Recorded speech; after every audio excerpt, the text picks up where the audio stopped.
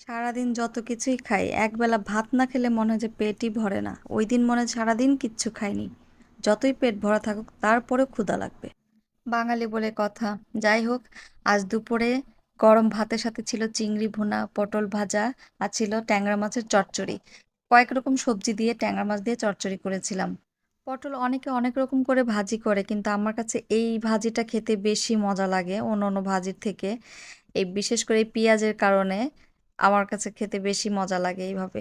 মনে হয় আমি এই পটল ভাজি দিয়েই ১ প্লেট ভাত খেয়ে ফেলতে পারবো। মাছের চচ্চড়িটা অনেক মজা হয়েছিল, কিন্তু আমার কাছে সবথেকে বেশি ভালো লেগেছে চিংড়ি মাছ ভুনাটা। কারণ চিংড়ি মাছ আমার সব সময় ফেভারিট। সত্যি বলতে আজ সব রান্নার থেকে চিংড়ি মাছ রান্নাটা অনেক ভালো হয়েছে, অনেক মজা হয়েছে। আমার নিজের রান্নাই আমার মনে হচ্ছিল ইস আমার নিজের হাতটা আমি নিজে চেটে খাই। এত ভালো লেগেছে।